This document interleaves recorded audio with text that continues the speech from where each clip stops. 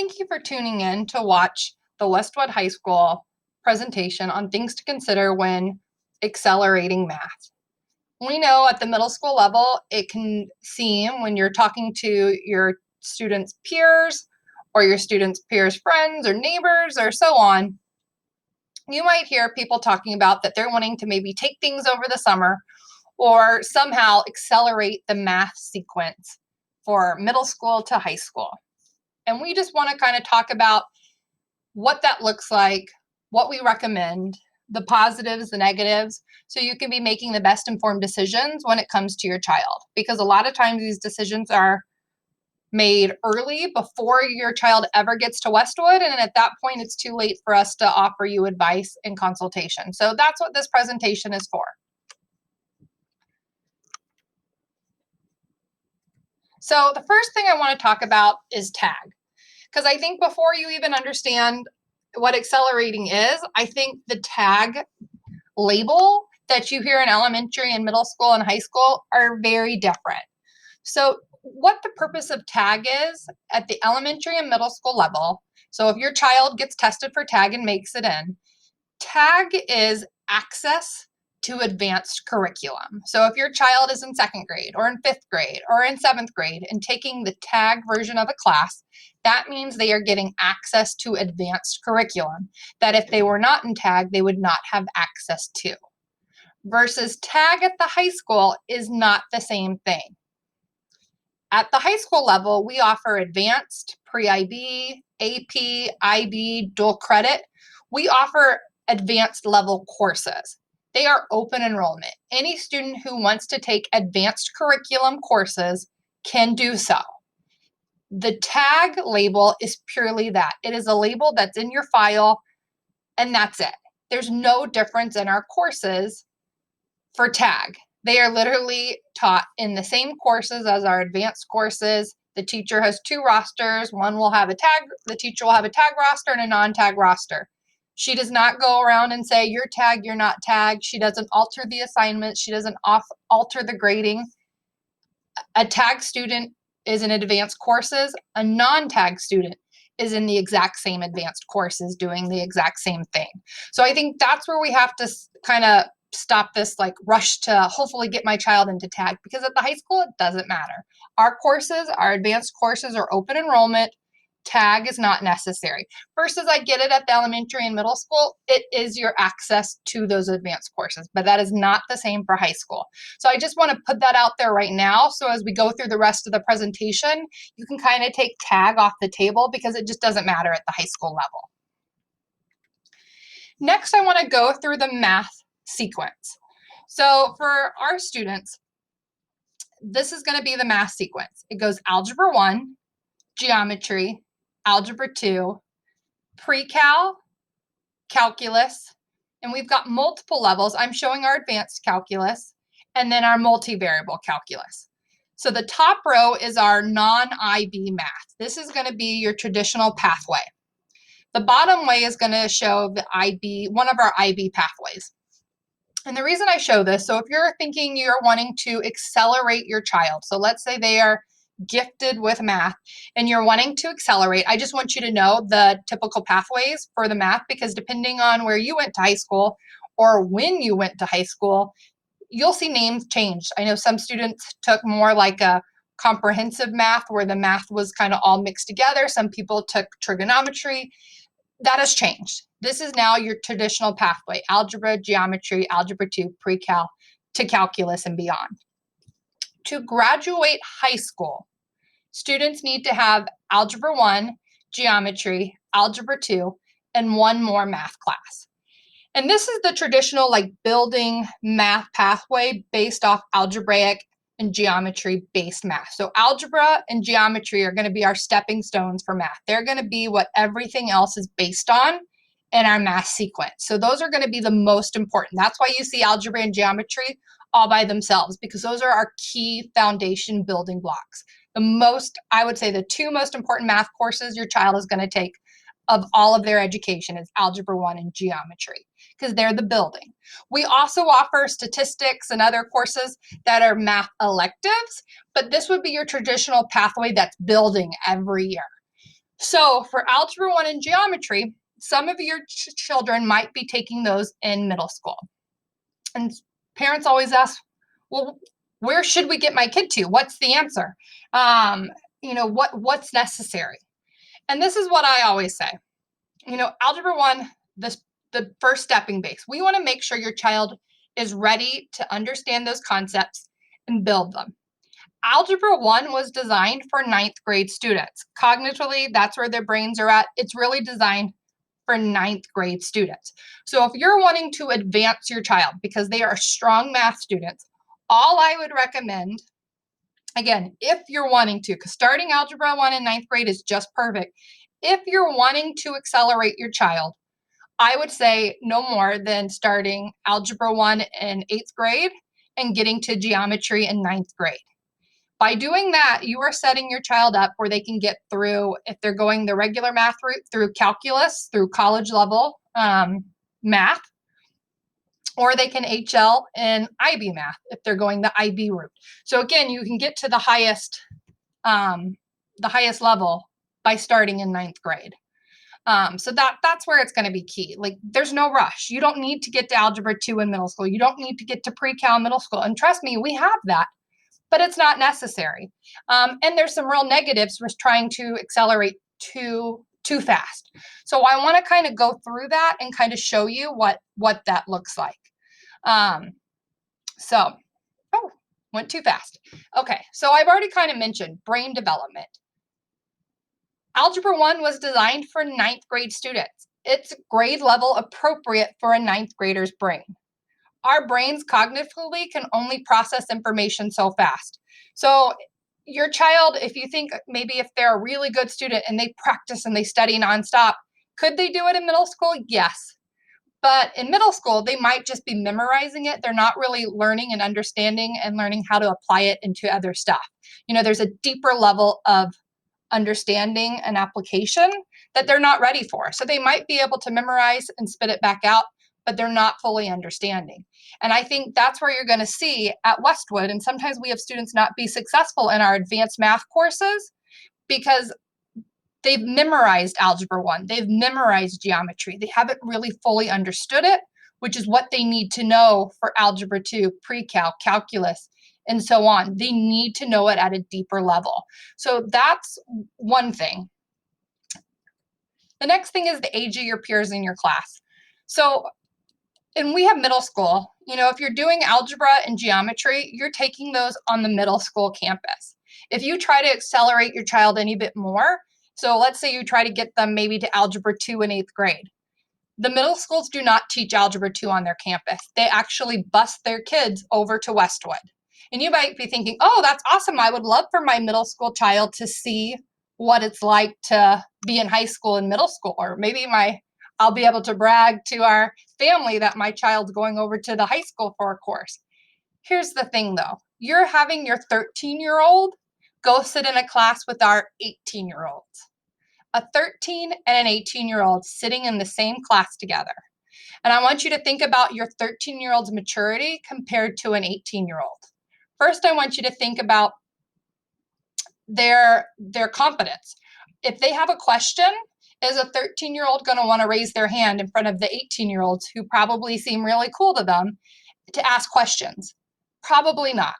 That's what our teachers usually experience with them. The 13-year-olds, the middle school students sit there and they're embarrassed to say anything. They're too shy. They don't want to draw any attention, so they don't ask for help. And you need to be able to ask for help. That social maturity just isn't there yet for the middle school students. So busing them over to the high school usually isn't the best experience for them because, again, they're not able to ask questions. They're not able to learn probably as much as if they were sitting in a class with their peers. And then the other thing I always ask about, a 13-year-old and an 18-year-old. So let's say your child is socializing and they are wanting to talk. What a 13-year-old probably wants to talk about socially versus an 18-year-old is very different. And I think you just have to think of parents, are you okay with your 13-year-old talking to an 18-year-old about who knows what? So I think that's also something you got to think about. That next one, communication and self-advocacy skills. Again, a 17 and 18-year-old at the high school level, like we're training them for college. we're training them if they get stuck on something or there's something going on, that they speak up, they talk to the teacher, that they have those skills. So that way when they go to college and their parents aren't there, they're able to do that. A 13-year-old just isn't there. You know, we need the 4 years of high school to build that confidence with them and their teachers. We need that time. And if we don't have that with them, you know, these 13-year-olds might just start shrinking and not asking for help, not being advocates for themselves. And that's a real shame, because that's where confidence comes from. That's where, you know, they learn so much. And it's sad to see a kid not be successful in a course that they've loved, because they just aren't mature enough yet to do that. The next thing is availability for tutoring. You know, the Westwood teachers offer tutoring every morning before school in their classrooms. A student who is at the middle schools aren't going to have that access to the teacher that a student at Westwood has. So they're already at a disadvantage. Versus if they were taking a math class at the middle school, they would have access to their teacher during tutoring times. So that's just a logistics issue. I mean, we can't help that. We can't bus a child over for tutoring. It just doesn't work. Here's the one that I think is the most important. Is students who once loved math now dread the class. So here's the thing. You know, in elementary and middle school, it's kind of cool, like, oh, I'm in an advanced class. This is exciting. Well, here's the thing. If we push our kids too much, we push them past their cognitive abilities. So they've been memorizing and now they're not really processing. And they get to those upper level classes, math, which used to maybe be easy for them and they loved it and they were always good at it, now it becomes something hard for them. And that's a real issue for them. Like, it's something that was easy and now it's hard. Their confidence starts to tank. And then something that they loved is something they no longer like. They're no longer good at it. And to watch a child feel that way about themselves is the most horrible thing to watch. And that's where we see at the high school level a lot. Students who like accelerated through those building block courses, they get to those upper level classes and they don't have all the skills. And they see that their other peers do because they took the time. They didn't rush through it. They know more information than them. So they're struggling, but their peers aren't. And that is a hard thing for a kid who has loved math, who has been good at it, and now they feel that way. It's a real sad thing to watch as a counselor. And this is where we usually see parents will be like, we're having to pay for a tutoring outside of school. And we can usually pinpoint, okay, where did y'all accelerate? Where did some gaps start forming? And we can usually decide that real easily when we look at it. So again, to not accelerate them too much. The other thing is burnout. You know, high school is just the next stepping stone after middle school.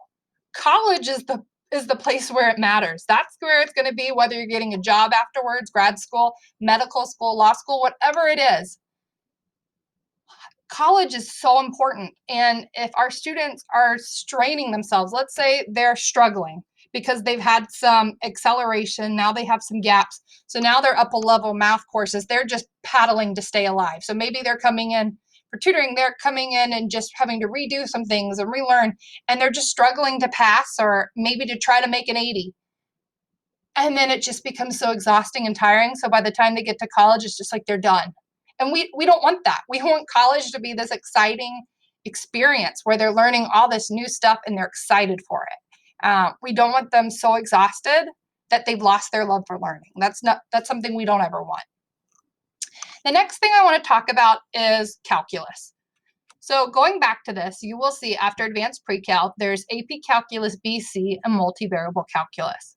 So honestly, between pre-cal and BC calculus, we actually have another level of AP calculus called AP Calculus AB. AB calculus is college calculus number 1. So if you took math in college and you got to calculus 1, that is the equivalent of our AP Calculus AB. If our students do well, so again, this is the advanced math sequence. So for people accelerating, advanced pre-cal, if they do well, we put them into BC calculus. BC calculus is the whole year of AB calculus. So all of calculus 1 plus all of calculus 2. So a student sitting in BC calculus will earn 2 college credits in calculus, which is a lot. Multivariable calculus is calculus 3. So if you're a student completed this AP Calculus, BC, and multivariable, they would have 3 semesters of college calculus. That is a lot. And so this question, does future degree require calculus? So I have students rushing to get through all these calculus credits. And when we talk about what are you planning to study in college, it's not even a degree that requires calculus. So it doesn't matter that they've taken it. It's not important for their degree. If your child is wanting to go into maybe computer science, they're wanting to get a hard math or a hard science degree, like a physics degree, or engineering, then yes, calculus exposure is going to be critical. But again, that's calculus exposure, not 3 college credits.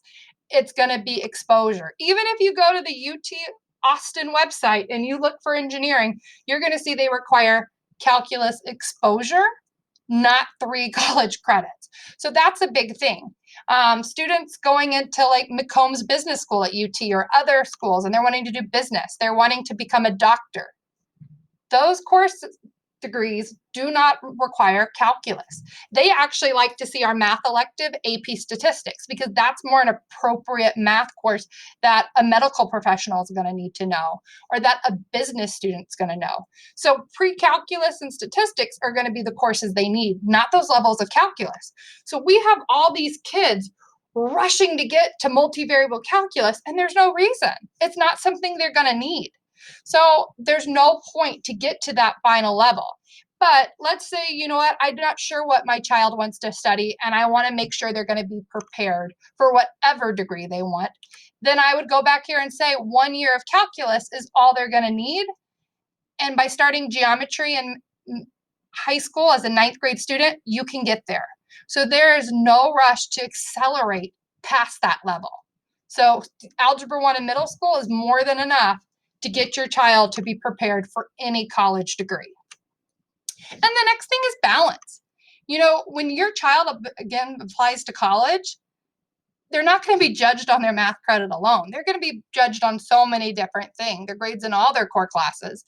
You know, what involvement were they in, community service, jobs, clubs they were involved in, all of those different things. So if your child is spending all their time on just one math course because they've accelerated so much that it's harder for them, so they're taking up all their time, it's gonna have a hard time balancing other things. So they might be just taking math, but that's all they're doing, and that's not what we want to see. We want them to be involved. We want them actively participating in other things besides just academics. So parents will always kind of come to us and say, you know, we're thinking of accelerating. Over the summer, you know, my child has the time, and this is where they usually turn to is UT or Texas Tech high school program. Here's the thing.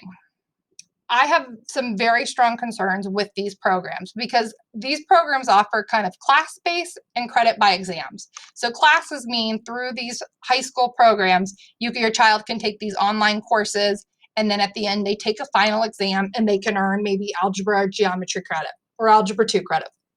Versus a credit by exam is maybe your child either self-studied or they went to a place like Kumon or Mathnasium where they offer these courses like Algebra 2 Prep or Geometry Prep, where they're pretty much teaching you for these tests.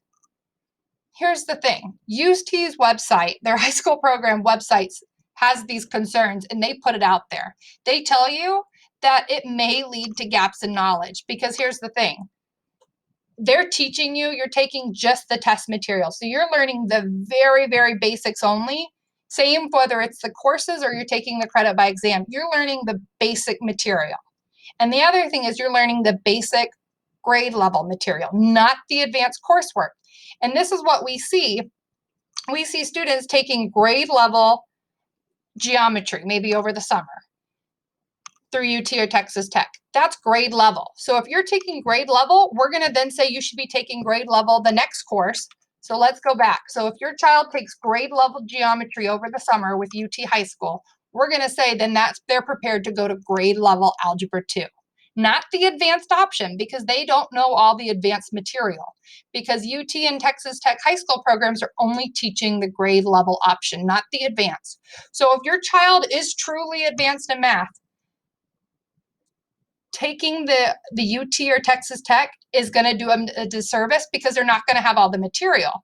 So if you want your child to eventually be in advanced algebra 2 or advanced pre-cal or AP calculus, those teachers are going to expect your child knows the advanced material from the prior courses. So they're going to teach with the understanding your child already knows that material. And if you chose to do it over the summer, your child's not going to have it all.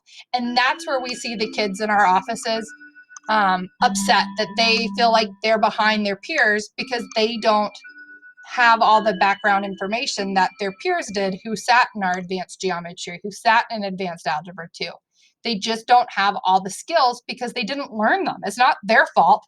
It's the program's fault. And I mean, UT even says it on their website, may lead to gaps in knowledge, and it will because they just don't cover it all. So that is my big cautionary tale. You live in the Westwood feeder pattern. You pay the Westwood taxes. You probably bought a house or you rent something in our feeder pattern because you know the quality of education that our middle schools and our high school provide. Why would you pay outside of our district to send your kids to school? That's not going to be at the same level as our feeder pattern. Like Round Rock ISD Westwood feeder pattern education is amazing. You picked our area for a reason. Keep your kids in our schools. This is where they're going to learn the material that's going to prepare them for all the upper levels, not UT and Texas Tech high school programs. That's just not where it's at. And that's not me saying it. It's their own website telling you that it's not going to be the same quality. It's going to lead to gaps in knowledge of your children, and we don't want that for them. We want them to be successful here at our school. The other thing I alluded to kind of farther back is the balance. And this is where I want to say, because again, if you're sitting in middle school right now, college applications aren't on your future for a while. So we just want you to see, that this is what they're looking for. It's a mix of different things. It's not just your math course you got 2 or the grade in math. They're looking at all this other stuff. And they're looking, did you take full advantage of what the high school had to offer? So again, taking on-level classes outside of Westwood is not taking advantage of what Westwood had to offer. Or if you accelerate, we have students who try to accelerate and they run out of math courses earlier in their high school experience, and then they don't have a math to take junior or senior year. What does that tell a college? You're not taking advantage. And another reason for that, let's say you finish up your last math in junior year and you don't take something senior year because we don't have anything else to offer you. Math is a skill. If you don't practice it, you don't use it, you lose it. I mean, we see that over a summer. If a student doesn't use math over a summer, they regress a little bit. And then it's like they have to get back into the swings of things when they get back to school in August. So just imagine taking a year off.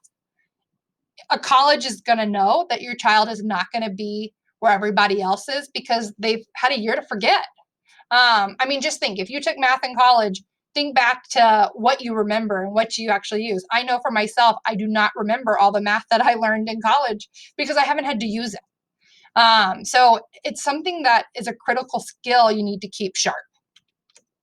So I want to go through the 2 middle schools, kind of where the math credits kind of lie, because again, you'll see in the middle column, this is what I recommend. If you really think your child is math gifted or they're ready for an accelerated math program, this would be the recommendation kind of pathway that I would recommend. So 6th grade accelerated math, 7th grade accelerated math, algebra 1 and 8th grade, and then you start with geometry with us.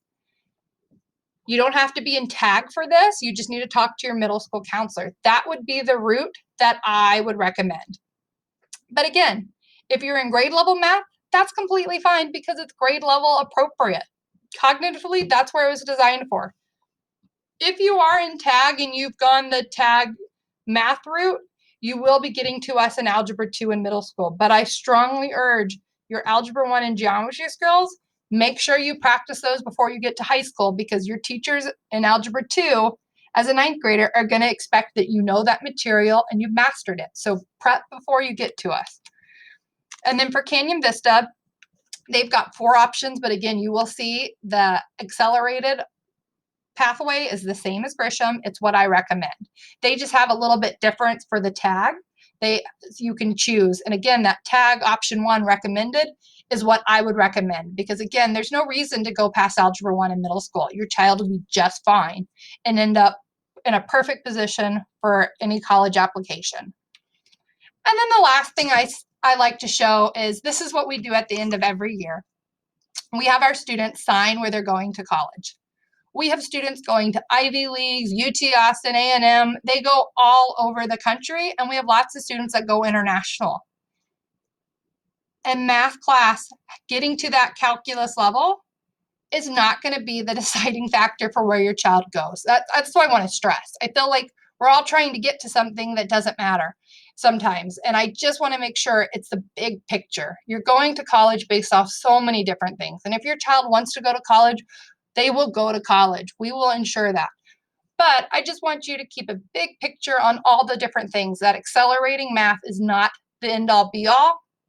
It's one of the many things that we look at. And again, we want your kids to leave here confident. We want them to leave Westwood loving to learn just for the sake of it. We don't want them burned out. We don't want them tired. We don't want them frustrated where they want to give up. We want them to continue to college excited and ready to go. So please let us know if you have any questions. We are here to answer them for you. Thank you again for watching.